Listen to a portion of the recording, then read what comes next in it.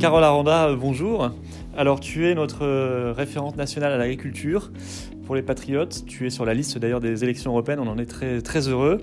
Mais est-ce que tu peux expliquer à tous ceux qui regardent cette vidéo ce que tu fais ? Oui, alors bonjour Florian.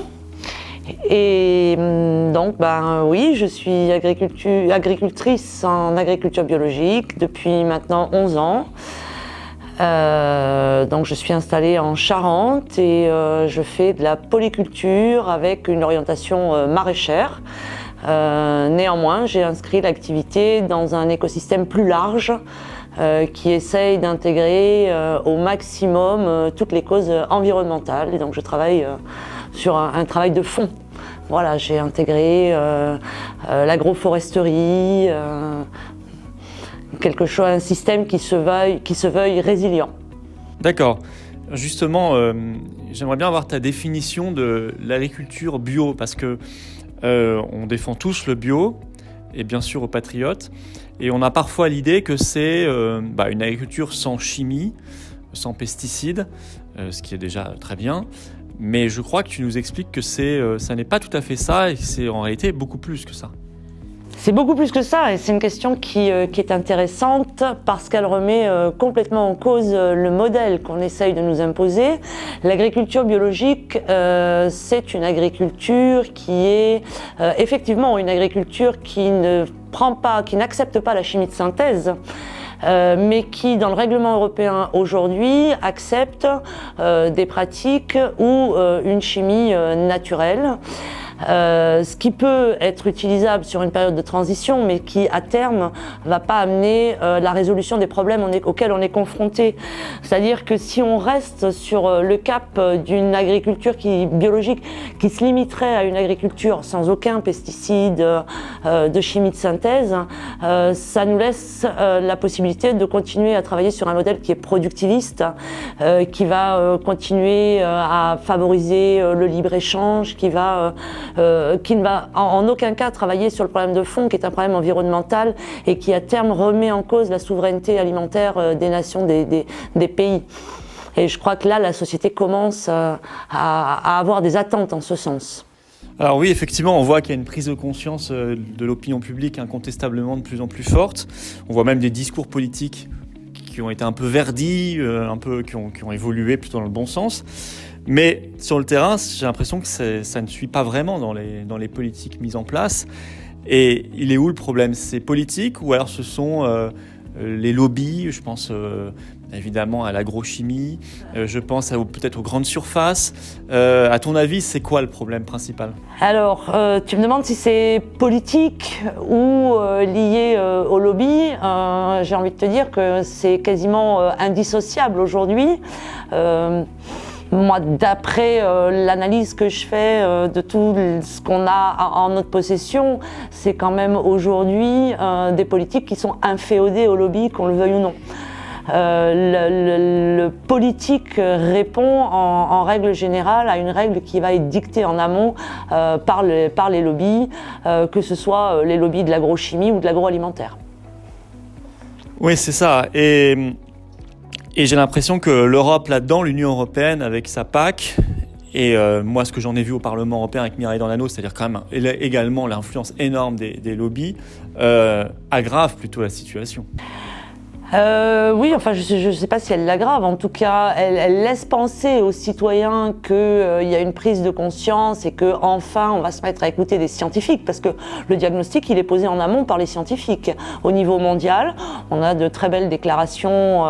On va se souvenir tous, je pense, de Make Our Planet Great Again. Et puis, c'est absolument jamais suivi des faits.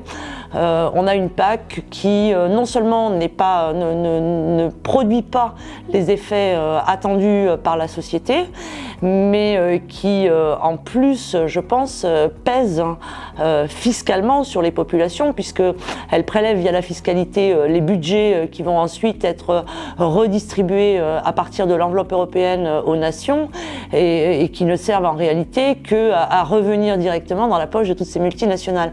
Donc c'est là qu'on comprend bien que c'est extrêmement difficile de séparer le politique des politiques lobbyistes. Oui, c'est ça. Je prends un exemple très concret que tu as développé tout à l'heure. Tu nous disais, les gens peuvent avoir l'impression que le bio, en fait, est plus cher à l'achat. Tu prends l'exemple d'une salade à 1,20 €. Et tu disais, par l'agriculture conventionnelle, avec les pesticides et les méthodes traditionnelles, on l'aura peut-être à 1 €. Mais en fait, elle coûte beaucoup plus cher globalement. Et tu l'as expliqué de manière extrêmement concrète. Est-ce que tu peux expliquer pourquoi ?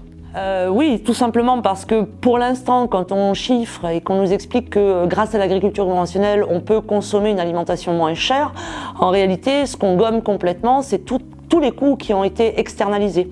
Si on prend l'agriculture biologique, on internalise tous nos coûts et quand on sort un produit, il n'y a pas de surcoût caché. Avec l'agriculture conventionnelle, tous les coûts annexes sont dissimulés. C'est les coûts de la dépollution, c'est les coûts de la fiscalité, et tout ça, ça va peser indirectement sur le budget du citoyen contribuable. Oui, c'est ça, c'est très, très intéressant. Et est-ce qu'un agriculteur peut vivre de l'agriculture bio, et est-ce qu'on peut nourrir la France si on passe au bio? Je crois qu'il y a un État indien qui est passé, alors c'est plus petit que la France, mais qui est passé pour la première fois dans le monde à totalement une agriculture bio. C'est formidable. Et si la France faisait le même choix demain, est-ce qu'elle pourrait se nourrir? Et est-ce que les agriculteurs pourraient en vivre? Et est-ce que les Français, même des classes populaires, pourraient continuer de consommer français? Alors, il y a beaucoup de questions dans une seule. Alors, on va prendre peut-être par la fin, est-ce que tout le monde pourrait y accéder? En toute logique, ça doit être le but ultime de l'agriculteur, c'est-à-dire fournir une alimentation de qualité à tous, au plus grand nombre. D'autant plus que c'est la totalité de la population qui fournit toutes ces aides à l'agriculture. Donc la moindre des choses, ce serait quand même de respecter le contrat social qui est posé dans ce cas-là. Est-ce que l'agriculteur peut en vivre? Là, ça va dépendre d'une volonté politique. Ça va nécessiter effectivement de remailler le territoire complètement, de façon à rééquilibrer les populations, la répartition géographique des populations, rééquilibrer les services, de façon à ce qu'un agriculteur qui est complètement isolé socialement puisse néanmoins trouver des marchés, des débouchés à proximité. Pour l'instant, on voit que la commande publique, par exemple, n'est pas là du tout pour compenser. Il n'y a pas de volonté réelle. Toujours des belles déclarations d'intention, mais pas vraiment de politique volontariste derrière. Pour qu'un agriculteur puisse en vivre, il est évident qu'il faut qu'il ait un débouché. La question qui se pose souvent, c'est en termes de productivité. Est-ce que l'agriculteur va produire suffisamment, va avoir suffisamment de rendement pour pouvoir asseoir la rentabilité économique de sa structure? Et en fait, au lieu de parler de rendement, est-ce que de rendement poids, de rendement hectare, est-ce qu'on ne pourrait pas parler de rendement économique? Puisqu'on sait que cette agriculture, en réalité, elle va nous coûter à terme moins cher à développer. Et peut-être qu'au lieu d'orienter les politiques agricoles, entre autres, la politique agricole commune n'est pas du tout orientée dans ce sens, on fournit en parallèle de l'alimentation des services écologiques qui aujourd'hui sont indispensables, puisqu'on n'est pas en phase de préservation, on est en phase de restauration. Et pour l'instant, ces services qu'on rend aux écosystèmes ne sont pas du tout pris en compte. Oui, donc ça ne peut s'envisager que s'il y a une très solide, énergique volonté politique nationale. Ah oui. Voilà. C'est ce qu'on retrouve sur l'État indien, où il y a eu une volonté politique. Qui s'appelle comment déjà? Alors c'est le Sikkim. Le Sikkim, voilà.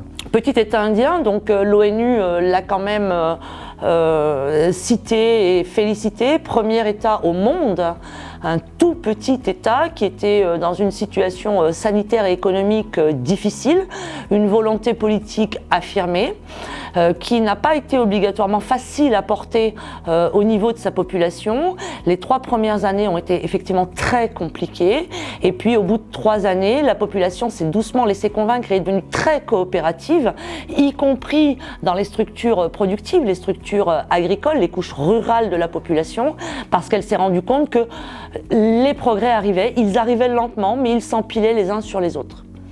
Ça, c'est quand même encourageant, et on va en finir là. Je crois qu'en France, tu disais tout à l'heure, 72% de nos sols ou de nos eaux sont... Les eaux. Des eaux, voilà, sont contaminés déjà. 72%, c'est On énorme. peut parler des sols aussi. Alors, on connaît tous, bon, il y a le glyphosate, mais à la limite, c'est presque pas ce qu'il y a de pire.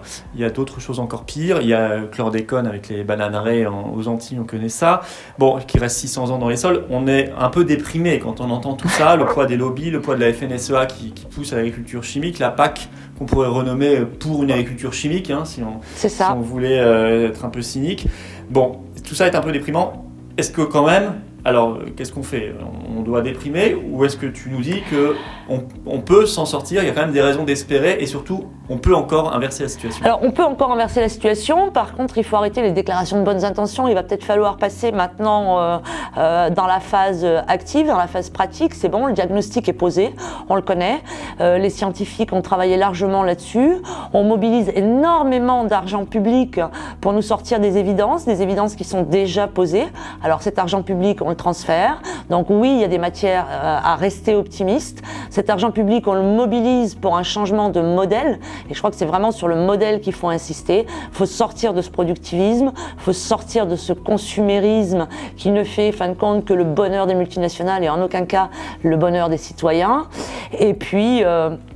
arriver à rebâtir un contrat social entre les zones rurales et les zones urbaines et périurbaines, et là intégrer complètement, au lieu de laisser aux mains d'un syndicat le développement des politiques agricoles au niveau national, peut-être mobiliser les citoyens, au lieu de faire des comités qui servent à rien avec peut-être une centaine de personnes au niveau national, mobiliser peut-être plus localement et définir des politiques agricoles, citoyennes, locales qui correspondent aux attentes des gens.